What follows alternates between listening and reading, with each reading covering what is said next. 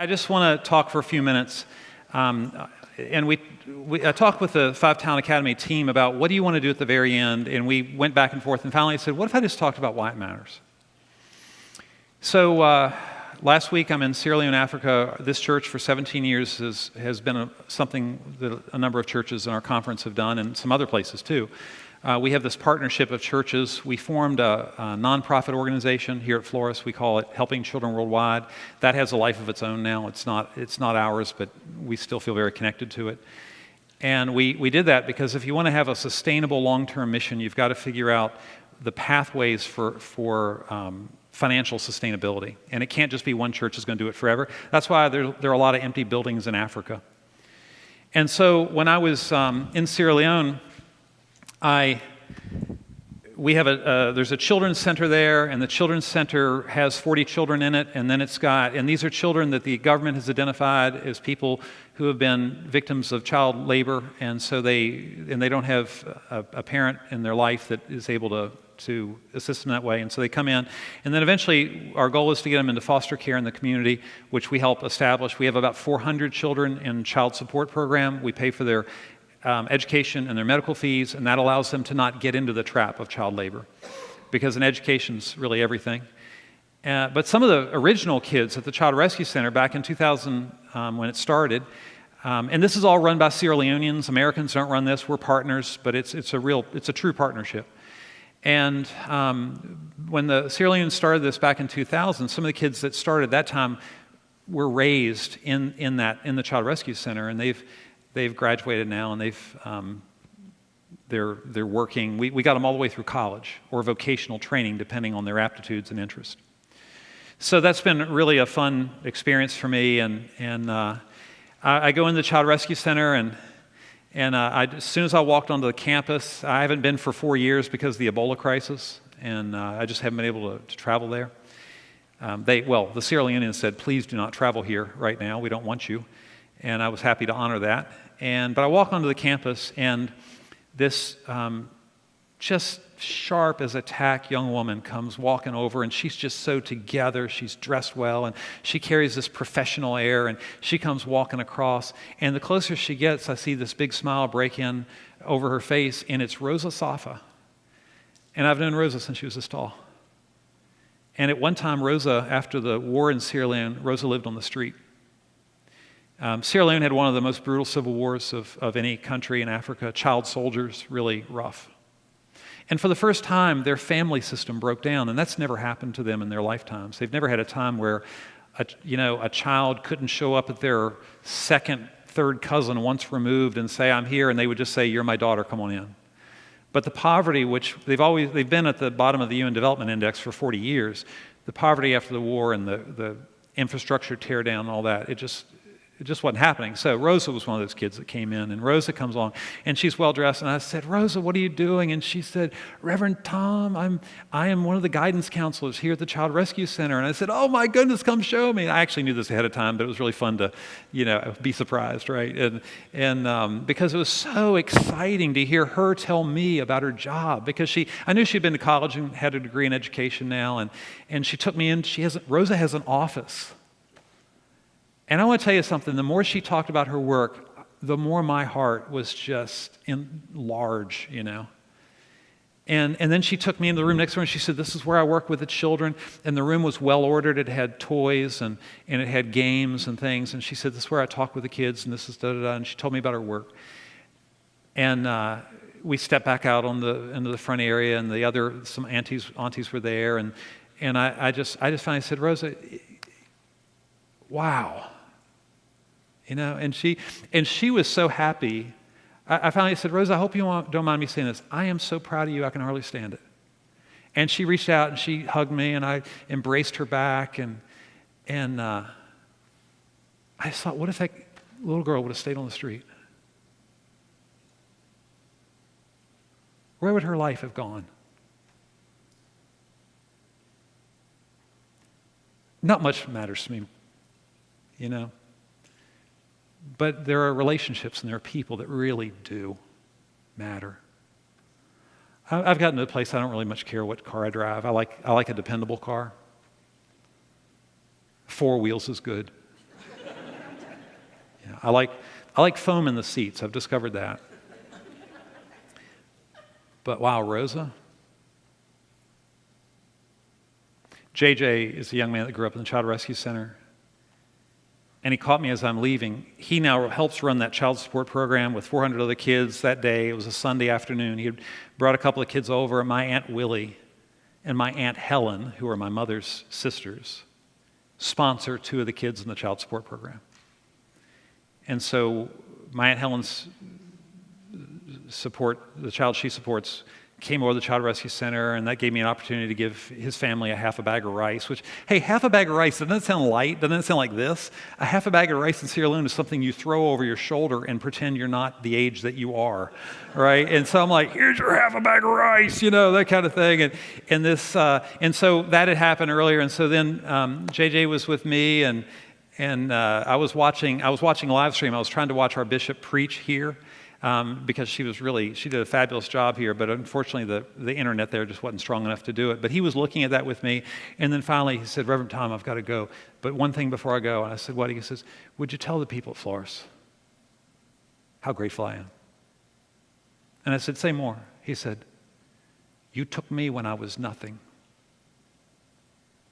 and you helped give me a home, and you shared my faith in Christ with me. And he said, and I went to school and I went to college, and now I'm working at the center and I'm helping children. And he said, I think I'm good at what I'm doing because I know what it is to be that child. So we've got 5 of these former residents who now are running. The director of the Child Rescue Center is now a young man who grew up there. And I just walked out of there and I just thought, God, thank you. Thank you that I got to do that. And it wasn't me, it was so many of us. It was just so, there are thousands of people that have connected that over the years, and we've had events where we've asked people for their money. I'll never regret that. There's money I regret that I didn't ask for, but there's no money I asked for that I regret. I went up to the hospital. For the past 9 years, we've had this small hospital. It's nothing fancy. Don't think about the major medical center in your community. That's not what this is. It's got a little operating room space. It's about as big as a large closet. We're actually building, because of a very generous gift from a United Methodist church in Virginia, we are building an operating room in that. And it wasn't this church, by the way. It was another church in Virginia gave the money for the operating room. And because of that, they are currently the only hospital in the country that is doing screening for women for cervical cancer. And you can remove a precancerous lesion from a woman's cervix with a can of CO2 and a special instrument and a special pair of glasses, lenses, we have a woman a doctor who's on our HCW board, and she's done this in the West Indies, and she taught the doctor there. And cervical cancer is actually really high in Sierra Leone. And if you are a woman who gets cervical cancer in that country, you don't have radiation and you don't have chemotherapy, and it's a very painful, ugly thing. And I'm just like, the doctor's showing me this, and I don't know why, but I'm looking at a CO2 can and this little thing, and he's the lens, and I'm just like, Jesus talked about how the rich, the blind would gain sight. And remember when Jesus said, the disciples said, Lord, how did you do that miracle? And he said, you're going to do greater things. And I thought, all the women that are coming in here having these lesions removed, who aren't going to get cervical cancer, that's who Jesus was talking about. I went upstairs. The doctor took us on rounds. And there's a young man in the hospital. His name is Abu Bakar. Abu is from a small village. His family lives in endemic poverty. And he was coming home one day, and a motorcycle crashed on the street in front of him. And when the motorcycle crashed, the gas tank opened and gas seeped down onto the ground. And being a child, he got too near it, and by the end of it, he has third-degree burns on his legs, he has third-degree burns on his arms, torso has second-degree, face has first-degree burns. He was at the Bow Governmental Hospital, but the problem with the Bow Government Hospital is you have to be able to pay. They only take patients who can pay. If you don't pay, they don't want you. And that's not free. And so you got to pay. And unfortunately for Abu, his mother has elephantitis, and when his father realized the bills, he fled to Liberia. Well, the government hospital ran out of blood, but Mercy had the blood that he needed, 2 units, and so they brought him to Mercy for the blood, but we really think that they brought him to Mercy because he couldn't pay. But Mercy is a place of mercy. And because people give money, Abu is getting treatment. And I'm going to tell you all, I was standing there looking at this young man, and you could just see how painful this was. And my wife just had a coworker where she works whose son was burned with 3rd-degree burns, and we've been hearing just how hard that is, how painful that is. And so when I looked at this young man who doesn't have access to the same sedatives and medications and all that, and I just know he's hurting, when we walked out, I just turned to the person in charge and I said, I think Floris United Methodist Church just made a commitment to do anything this kid needs, like whatever you need, and we will figure it out. So if he needs skin grafts in Freetown, we'll figure it out. But because I just felt Jesus say to me,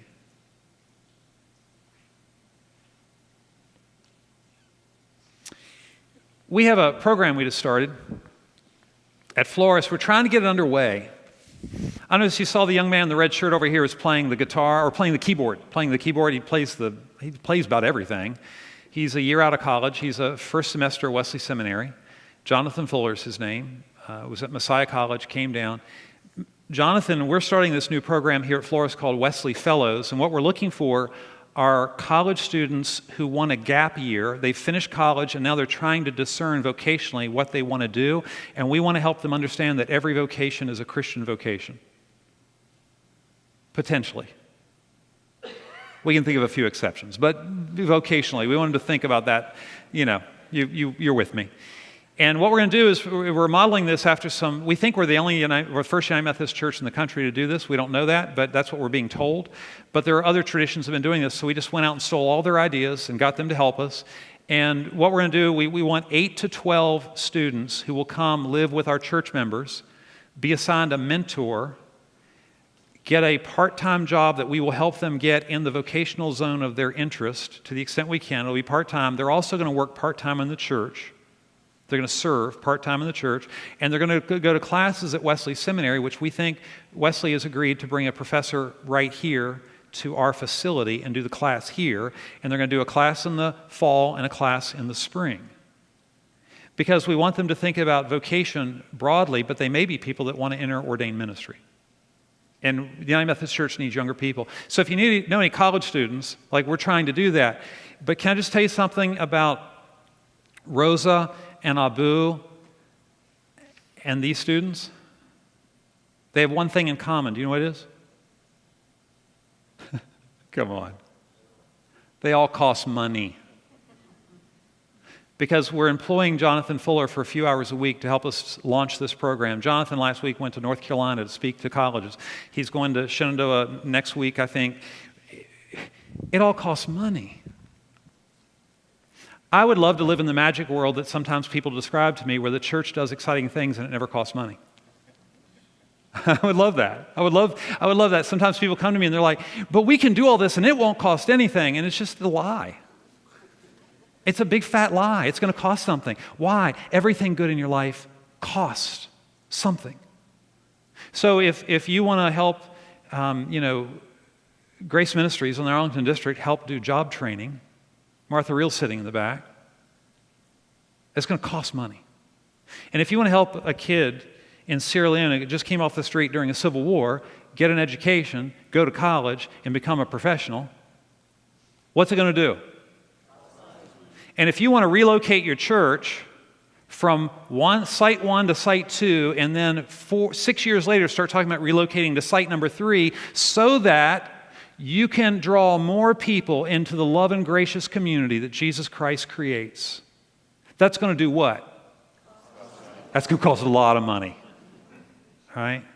If you want to start a satellite church over in Reston, because a couple of years ago we realized something. We won't grow much more on this site. We can't. You know what our problem is? Parking. We've been waiting for the land next to us to be developed by a commercial developer, and we were banking on some parking, and 2 weeks ago I learned that just got rezoned to residential, and we're not going to get it. I was kind of sad about that. But the good news is we've got enough parking to fill this up to about 80% on a good week. And I can keep doing 4 worship services, and we can keep launching new programs, but we had to go over and launch Restoration in Reston because we believe there are people on the backside of Reston that are never going to come here to this location, and we believe there's more than enough room for everybody. And you know what that does? That costs money. You tell yourself a little lie when you say the money doesn't matter. Because Jesus told parables where people had to interface with money. Once there was a young man who came to his father and said, "Father, give me my inheritance." Right? So things cost money, things take money. And whether you're trying to relocate your church to reach your community for Jesus, and I got to tell you something, I can't think of anything as exciting as that. Or whether you're trying to help people and bless them right here in your local community. You know what we started at Christmas Eve? This year, a portion of our Christmas Eve offering, we've got a Celebrate Recovery program. We've only got about 26 people coming to it. We have an opioid addiction problem in Fairfax County. And I believe Jesus could change somebody's life in that regard. I don't think it's the only thing, but I think it could be part of what changes that addictive behavior. But if we want to get from 25 to 125, do you know what it's going to take? It's going to take investment, and investment takes what? Money. Now, some of you are like, why does he keep saying money, money, money, money, money? Because if you want to do life-changing, transforming, sanctifying ministry, you're going to have to get comfortable talking about the fact that things cost money. Because in laity, you do that all day long in your business, you do that all day long, all evening long at home, and then you come to your church, and some of you act like it should never be discussed here. And I just have a question to you. Where on earth did that come from? Who taught you that bad thing? Because it's wrong. The better thing is to have honest conversations about money. So we just had a church council meeting Thursday night, and had a charge conference and approved our budget, because that's when we do it. And we made some reductions in our budget, and we made some increases in our budget, because church includes money. So I could just give you example after example. David Brooks has a great book called The Road to Character, and he says there are 2 types of virtues in this life. There are resume virtues. Resume virtues are like, well, you know, I used to be the controller at this corporation. I used to be the lead teacher in this department. I was the head nurse at this hospital. Those are resume virtues. Resume virtues are the accomplishments that you did vocationally. They include the awards you receive. So you may not work for pay. You may work for the joy of it. And so you may have been, volunteer of the year. That's a resume virtue. But then he says there's another type of virtues, another set. They're called eulogy virtues. And eulogy virtues are the stuff that people talk around about when you're standing around your gravesite after you're dead. And sadly, a lot of us aren't even going to tell you these things until you die, when you really probably don't hear it. Because I'm really hoping that heaven is not a glass-bottom boat, and I'm really hoping that Grandma can't see everything. I just don't want that. And so you're probably not going to know until the rest of us get to heaven, and then we get to say to you, wow, you were just such a blessing in my life. But eulogy virtues are things like, wow, she was so perceptive and had such a gift of wisdom. And I will give you 3 examples of that. Wow, he was so compassionate. And it's funny, you wouldn't think that a guy with that military background and was so tough could be so compassionate. But and wow, this person, you just on and on. But let me tell you the best eulogy virtue I know. She was generous. They were just so generous in appreciation, so generous with their money. I remember this one time. Can I tell you a story about my father and mother? Which, if they're watching, sorry guys, I probably should have asked you permission. This is one where I'm going to break it down. My brother called my parents when he was in college. And he said, my best friend in college has a problem. His parents, I can't remember if there was a divorce or if the dad died, but they didn't have income. He wasn't going to be supported anymore. And he had been co-oping and working, but it wasn't enough money. And my brother called and said, Dad, this guy's going to be such a talented engineer. And is there anything that you can think of that might help him? And my dad said, how much is it? And he says, I'll pay it. My parents decided to do that. They paid it. And frankly, I don't know if they did it on a loan or if they just gave it to him. But later on, I said to my dad, my brother and I, we've heard the story a few times, and I said, why'd you do that? And Dad said, oh, because that's how I got to college. He said, my parents didn't have enough money to send me to college. So my uncle, he wrote the check. And he said, I've just been waiting for the day I get to write the check back. And so my parents, they just bless somebody like that. When we stand at their funeral, let me ask you, what am I going to talk about? My dad was a partner at the CPA firm. My mom did not work vocationally outside of the home, so she's actually got a lot more eulogy virtues. She really does. She's got a lot of eulogy virtues. She's shorter on resume virtues. But when I talk about my dad at his funeral, at the graveside, am I going to say, the best thing about my dad, he was the partner of the firm? No. What are you going to remember? Hey, Jim, remember that time that your buddy needed that help? And Mom and Dad were generous. I'm a pastor in the United Methodist Church, and my job is to help people build a record of eulogy virtues so that when they lay on their pillows at night and close their eyes, they will think, I live a good and decent life, and despite all of my sins and all of my mistakes, it's been worth it. My job is to help them find the joy of deeper things. A boy recovering from burns beats the latest piece of junk from Best Buy. Amen? And so if you've gotten anything else out of today, I just want you to know this. It's hard work. If to do it, you're going to create conflict in your church. That's what the Q&A helped us understand. Worth it. Amen? Amen.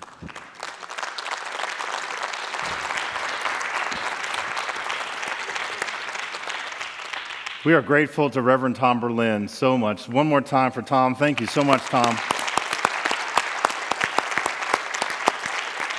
We're grateful to our worship leaders and to all who have helped make today possible. Thank you so very much. We're grateful to our satellite sites, to everybody who's been tracking with us today and following, and for your participation. A reminder, our next event is on October 19th of this year, and Jacob Armstrong will be our featured speaker, and he is going to come talk with us about evangelism and about reaching people with the gospel of Jesus Christ. Okay, this is an unplanned moment. You want to come hear Jacob Armstrong. Can I tell you that? This guy is so dynamic and wonderful. A group of us brought him up here for a private session with Jacob Armstrong. And if he's the Five-Town Academy speaker, I just want to say, well done. That's good stuff. So come hear it. All right, thank you. Sorry. You heard it here. Yeah, what Tom said. Tom is right. He's legit, Tom, and also Jacob. We want to say an explicit thank you to all of our host sites today. We could not do this without the generous hospitality of all the churches around the Virginia Conference.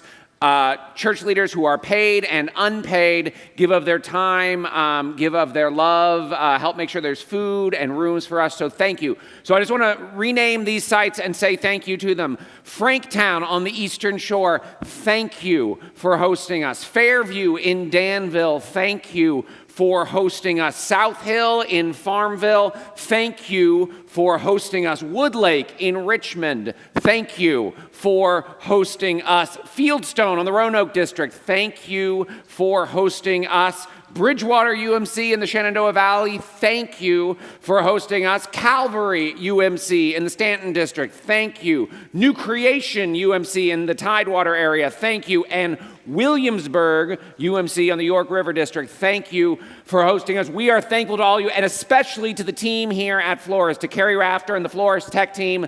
Thank you for making this happen and get to all the places by technology that I personally do not understand. We are very thankful for you guys making this happen. And then I want to issue a challenge to you before I pass it back to Brad. This all has been great. It has all been wonderful and inspiring. Tom has taught us a lot. And if you don't do anything with it, it ends here. So bring it to your teams, do something with it, bring it home, and be able to make that difference so that what matters thing that he talked about at the end can be something that's lived out in your churches too.